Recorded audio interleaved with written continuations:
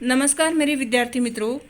आज हम आरोह क्लास 12th हिंदी के चैप्टर नंबर 3 पर चर्चा करेंगे।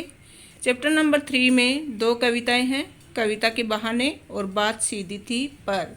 दोनों ही कविता आधुनिक काल की हैं और कुंवर नारायण जी द्वारा रचित हैं।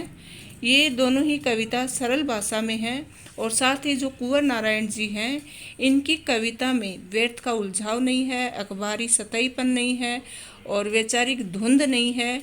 इनकी बजाय संयम, परिष्कार और साफ सुथरापन इनकी कविताओं में दिखाई देता है। भाषा और विषय की विविधता इनकी कविताओं के विशेष गुण माने गए हैं। चलिए थोड़ा सा इनका परिचय भी आपको बता देती हूँ।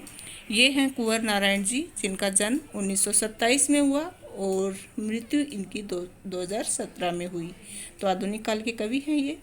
इनका परिचय इस प्रकार है। हिंदी कविता के सशक्त हस्ताक्षर हैं। इनका जन्म 19 सितंबर 1927 को फैजाबाद उत्तर प्रदेश में हुआ था और इनकी प्रारंभिक शिक्षा घर पर ही हुई।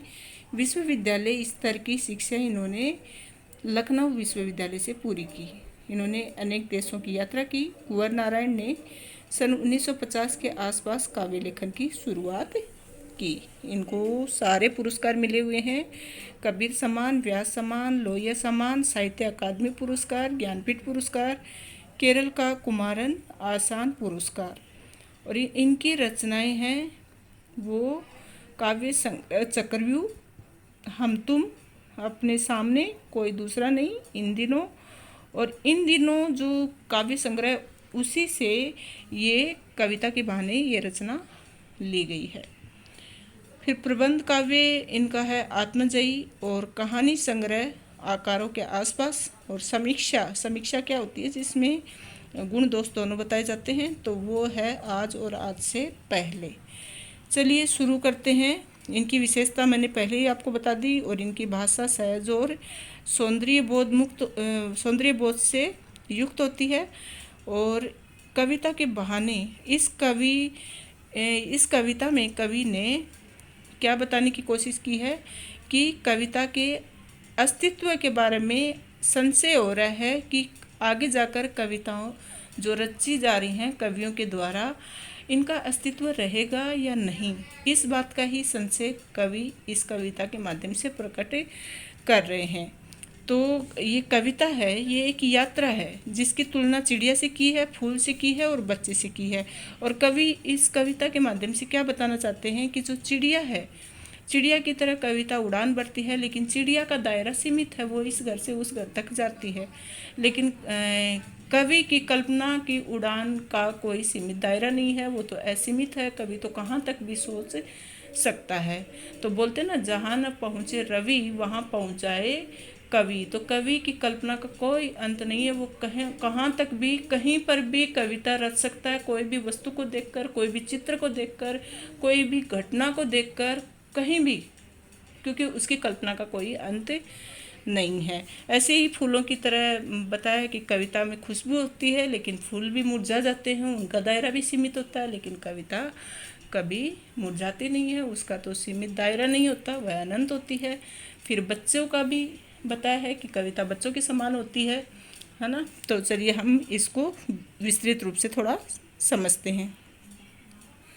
तो पहली कविता कौन सी है? कविता के बहाने। हमने पढ़ा था कि ये इन दिनों जो इनकी रचना काव्य संग्रह है, उससे ये कविता ली गई है।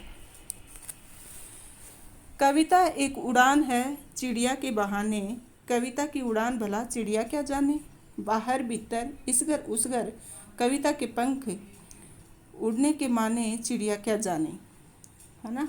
तो इसमें कवि क्या कह रहे हैं? कवि वर्णन कर रहे हैं कि कविता की कल्पना बहुत गहरी उड़ान होती है, मोहक उड़ान होती है कल्पना की, कवि की कल्पना की। वह चिड़िया की उड़ान को देखकर नई नई कल्पनाएं प्रस्तुत करती है। कविता समय उड़ान भरी होती है, उसमें नए नए भाव होते हैं, विचार होते हैं। कविता की उड़ान असीमित होती है। तो चिड़िया की उड़ान की तो एक सीमा होती है। कविता एक उड़ान है चिड़िया के बहाने। तो कविता तो एक चिड़िया के बहाने, कविता तो एक उड़ान है कि जिस तरह से चिड़िया उड़ान भरती है, वैसी कविता में भी उड़ान होती है, वह स्वयं उड़ती है और कल्पना की मोहक उड़ान उसमें होती है। तो चिड़िया की उड़ान की एक सीमा होती है, अतः वह कविता की उड़ान का और छोर नहीं जान पाती। कविता की उड़ान भला चिड़िया क्या जाने। तो वह तो चिड़िया के समान उड़ान तो भरती है, लेकिन वह चिड़िया कविता की उड़ान का अंत कैसे जान सकती है। वह भला क्या जाने कविता की उड़ान के बारे में, क्योंकि कविता की उड़ान तो असीमित है, उसका दायरा सीमित नहीं है। बाहर भीतर इस घर उस घर, तो जो चिड़िया है वह तो बाहर चली जाएगी, अंदर आ जाएगी, एक इस घर से उस घर तक उड़ान भर लेगी, लेकिन बस इतना ही उड़ान भरेगी वह। लेकिन कविता में कविता के कल्पनाओं के ऐसे पंख लगे रहते हैं कि वह घर से बाहर सब जगह सारी सृष्टि में उड़ान भर लेती है।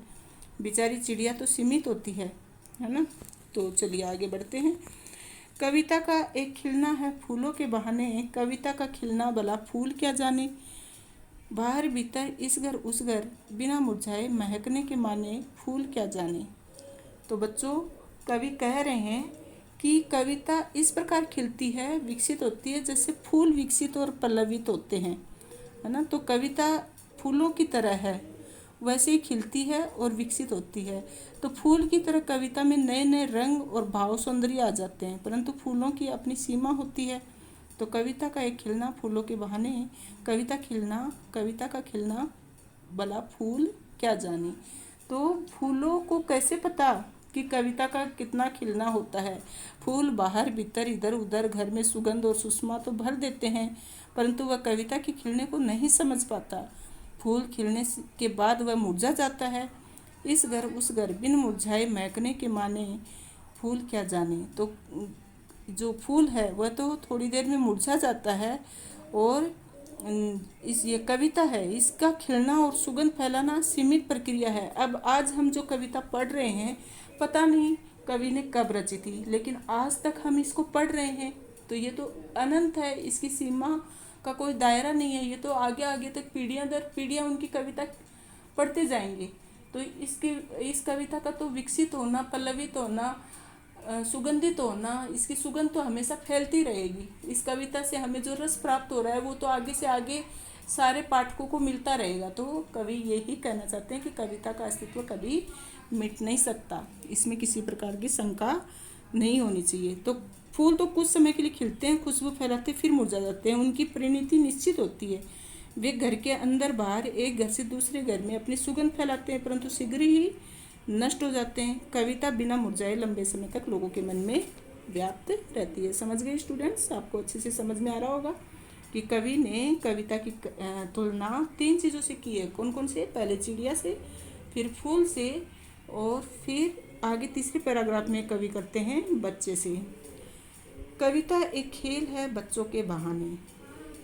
बाहर भीतर, ये घर वह घर, सब घर एक कर देने के माने, बच्चे क्या जाने। तो यहाँ क्या कह रहे हैं कि कवि वर्णन कर रहे हैं कि कविता बच्चों के खेल के समान ही है। कवि बच्चों के खेलों को देखकर शाब्दिक क्रीड़ा करने लगता है। इस प्रकार वह शब्दों के द्वारा नए नए भावों और मनोरम कल्पनाओं के खेल खेलता है।